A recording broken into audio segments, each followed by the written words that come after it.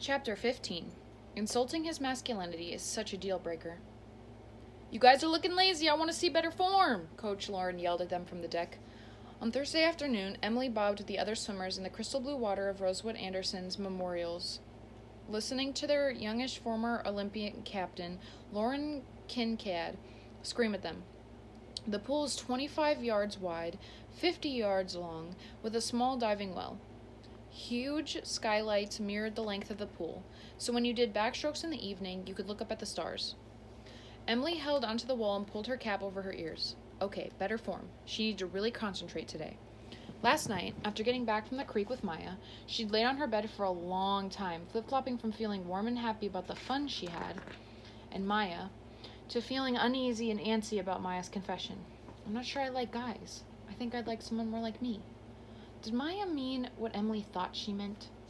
Thinking about how giddy Maya had been at the waterfall, not to mention how much they'd tickled and touched each other, Emily felt nervous. After getting home last night, she'd rifled through her swimming bag for that note from A from the day before.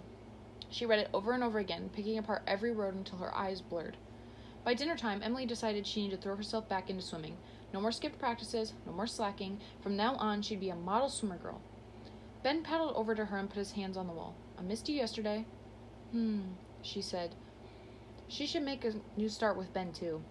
With his freckles, piercing blue eyes, slightly stubbled jaw, and beautifully chiseled swimmer's body, he was hot, right? She tried to imagine Ben jumping off the Merowyn Trail Bridge. Would he laugh or think it was immature? "So where were you?" Ben asked, bowing his goggles to defog them. "Tutoring for Spanish. Want to come over to my house after practice? My parents won't be home till 8. I'm not sure if I can." Emily pushed away from the wall and started to tread water. She stared down at her blurry, pumping legs and feet. "Why not?" Ben pushed off the wall to join her. "Because..." She couldn't come up with an excuse. "You know you want to," Ben whispered. He took some water in his hands and began splashing her. Maya had done the same thing yesterday, but this time Emily jerked away. Ben stopped splashing. "What?" "Don't." Ben put his hands around her waist. "No? You don't like to get splashed?" he asked in a baby voice. She took his hands off her. "Don't." He backed away. "Fine." Sighing, Emily floated over to the other side of the lane. She likes Ben. She really does. Maybe she should just go over to Ben's after swimming. They'd watched TiVo'd episodes of American Chopper, eat pizza, delivery from DeSilvio's, and he'd feel underneath her unsexy sports bra. Suddenly, tears sprang in her eyes. She really didn't want to sit on Ben's itchy blue basement couch, picking oregano spices out of her teeth and rolling her tongue around inside of his mouth. She just didn't. She wasn't the kind of girl that could fake things. But didn't that mean she wanted to break up? It was hard to make up your mind about a boy when he was right on your swimming lane, 4 feet away. Her sister Carolyn, who was practicing in the lane next to her, tapped Emily on the shoulder. "Everything all right?" "Yeah," Emily mumbled, grabbing a blue kickboard. "Okay." Carolyn looked as if she wanted to say more. After her trip with Maya to the creek yesterday, Emily had skidded to the Volvo in the parking lot, just in time to see Carolyn exiting the Notorium's double doors. When Carolyn asked where Emily had been, Emily had said she'd tutored for Spanish. It seemed like Carolyn believed her, despite Emily's damp hair and the funny tickling noise the car was making, something it did only when it was cooling down from a drive. Even though the sisters looked alike, both had broad freckles over their noses, chlorine-bleached reddish-brown hair, and had to wear a lot of Maybelline Great Lash to lengthen their stubby lashes, and even though they shared a room, they weren't close. Carolyn was a quiet, demure, and obedient girl, and although Emily was all those things too, Carolyn really seemed to be satisfied that way. Coach Lauren blew the whistle. "Kicking time, line up!" The swimmers lined up from the fastest to the slowest, kicking boards in front of them. Ben was in front of Emily. He looked at her and raised an eyebrow. "Can't come over tonight," she said quietly, so the other boy swimmers, who were crowded around behind her and laughing at Gemma Coran's fake tan gone wrong, couldn't hear. "Sorry." Ben's mouth flattened into a straight line. "Yeah, as if that's a surprise." Then, as Lauren blew the whistle, he pushed off the wall and began dolphin kicking. Uneasy, Emily waited until Lauren blew the whistle again and pushed off behind him.